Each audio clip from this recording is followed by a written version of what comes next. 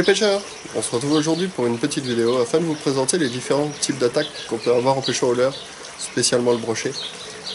Donc la première attaque, ça va être l'attaque quand vous faites du lancer ramené par exemple, ou même du dandinet, je veux dire, c'est-à-dire une touche assez violente. Donc ça c'est vraiment la touche typique du brochet, c'est assez violent. En général votre poisson est même ferré dès qu'il y a l'attaque. Bon après il faut toujours quand même effectuer son ferrage en plus pour être sûr que les hameçons s'enfoncent bien dans la gueule et ainsi éviter des décrochés. Donc ça c'est vraiment l'attaque qu'on va rencontrer le plus souvent. Ensuite il existe d'autres types d'attaques. La deuxième, ça va être sur des leurres un peu spécifiques, c'est-à-dire que si vous pêchez un peu sur du spinnerbait, si vous pêchez sur du shad à palette ou des choses comme ça, c'est-à-dire que vous lancez, votre leurre va descendre et en fait il va nager en direction du fond et c'est à ce moment-là que vous êtes susceptible d'avoir aussi une attaque.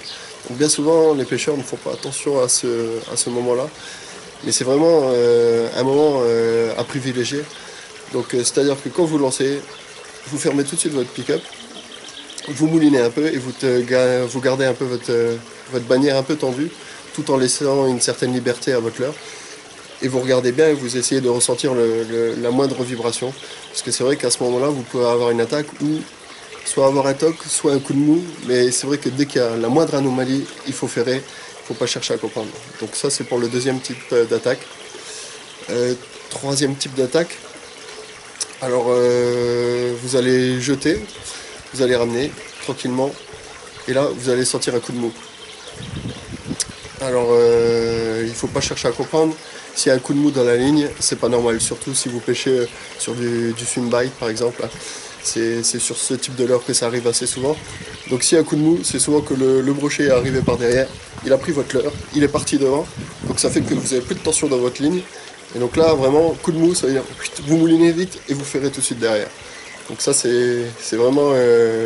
D'ailleurs, c'est l'attaque que j'ai eue encore tout à l'heure en allant pêcher ce matin, et c'est vraiment sur le swim-bait par exemple, c'est vraiment une attaque qui revient très très souvent. Donc vraiment coup de mou, vous ferrez. Donc quatrième type d'attaque aussi, c'est quand les poissons sont un peu difficiles. Donc on n'a ni une attaque violente par derrière, ni une grosse attaque qui donne un gros coup de la canne. C'est-à-dire que vous sentez juste des petites vibrations. Dans ce cas-là, bien sûr ça peut être les herbiers. Bon, avec l'expérience, on arrive à ressentir au bout d'un moment si c'est de l'herbier ou si c'est un poisson. Mais en cas de doute, il ne faut pas chercher à comprendre, il faut ferrer. Vraiment, un gros coup de ferrage, voilà, ça coûte rien. Au pire, vous allez ferrer 10 fois pour rien, mais la 11e fois, ça sera pour un poisson. Donc il ne faut pas hésiter à faire un coup. Donc voilà pour la présentation des attaques qu'on reçoit le plus souvent dans l'empêcheur, le brochet au leurre. Je vous propose d'ailleurs la petite vidéo de ce matin. Donc c'est difficile de voir la vidéo, mais ce matin c'est vraiment ce type d'attaque que j'ai eu. Donc la troisième, c'est-à-dire que je ramenais tranquillement mon swim-bait. J'ai senti un coup de mou, il n'y avait plus rien auprès. On voit pas la pointe ne plie pas ou rien. Donc là j'ai pas cherché à comprendre, j'ai ferré et il y avait un brochet auprès. Donc voilà. Si vous avez des questions ou autres, n'hésitez pas à les poser en dessous de cette vidéo et puis je prendrai plaisir à y répondre. Allez, salut à tous!